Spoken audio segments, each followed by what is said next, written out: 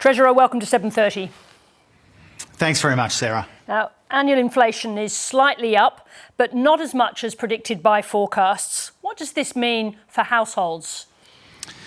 Well, it means that this cost of living challenge that we have in our economy is more persistent than any of us would like. Inflation is stickier and more stubborn than we would like to see, but it is really quite substantially lower than what it was at its peak a couple of years ago when we came to office.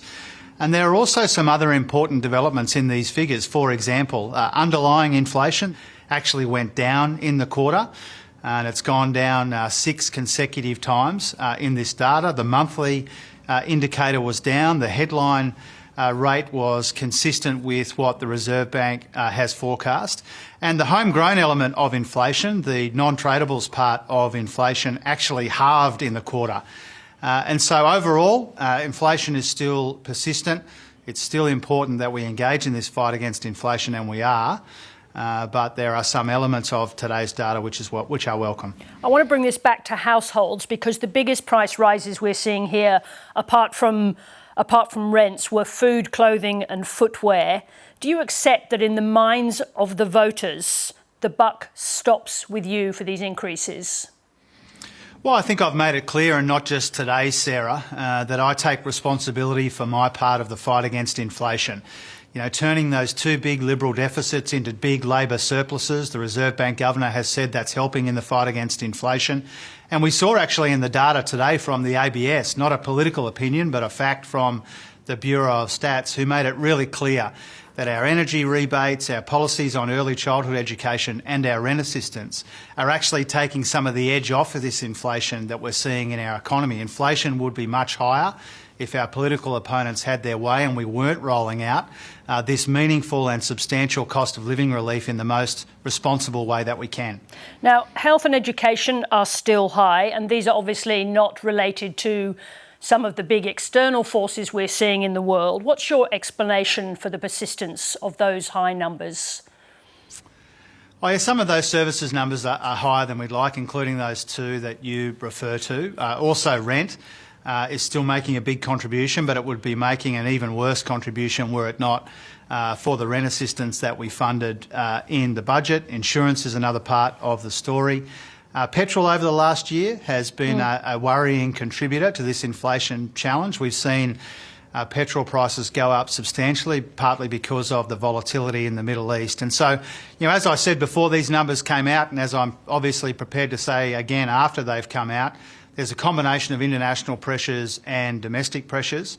But what's really clear from the ABS data and the way that they've presented it to us today is that the way that we are going about dealing with some of these cost of living pressures is helping rather than hampering that fight against this inflation. But what is your actual explanation for the fact that things like health and education are still so high? Why?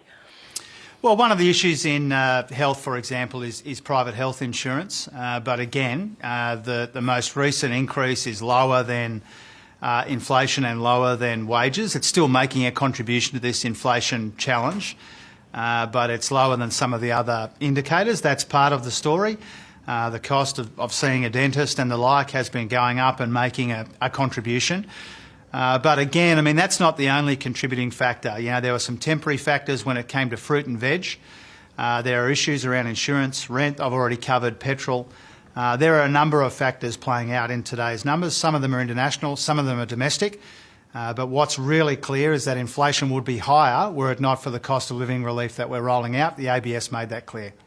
Now, I think it's important to point out for the audience that obviously while the rebates, the energy rebates, are helping households, the Governor of the Reserve Bank was very clear that those rebates would not meaningfully affect underlying inflation and would certainly not make them more likely to cut interest rates. I just wanted to mention that. But I want to ask you this question. Would Australians, and especially mortgage holders, be better off now if the government had been more disciplined in its approach to spending? Well, again, a couple of things about that. I mean, I don't want to leave unresponded to your other point, which is that when it comes to the way that the Governor is looking at our cost of living relief, that's consistent with how we look at it as well. It's not really a revelation. And The headline number will be impacted by our cost of living relief, and underlying inflation has come down for 6 consecutive quarters. But when it comes to spending restraint, I mean, again, the Reserve Bank Governor has made it really clear that the 2 surpluses that we've delivered, the first surpluses in a really long time, they are helping in the fight against inflation. We have shown spending restraint. We are finding savings. We are banking upward revisions to revenue. That's why we've got these 2 big Labor surpluses. And when we came to office, it was projecting to be big Liberal deficits. We've turned that around, and that's helping. Yes, but in relation to spending decisions, if we look at the last budget, those net spending decisions came to $11.7 billion. You're putting $11.7 billion into an economy that's already running hot. You can't, as the Treasurer, claim that that's not going to have an impact. Well, first of all, that's $11.7 billion in the context of a $2.6 trillion economy. That's the first point. Secondly, the nature of that spending matters. The cost of living relief plus some other necessary investments in areas like health, strengthening Medicare, for example, a very important part of our investments in the last couple of budgets. And then lastly, I dispute your characterisation of an economy which is running hot. We saw in the first 3 months of the year that growth was barely there in the Australian economy. We've seen retail was soft again today. We've seen household savings have come off. There are a whole range of factors which would, I think, show an economy which is much softer than that characterisation that you just provided. I mean, underlying inflation is coming off. We need it to come off further and faster, and that's why responsible economic management has been and will continue to be so important. When we talk about the economy running hot, of course, we're talking about the RBA trying to stifle demand in the economy. But let me just come back to your answer there, because you're talking about the $11.7 billion as if it's the entirety of the government's spending, when of course that number is in the hundreds of billions of dollars. The $11.7 billion is new government spending. So I come back to that question.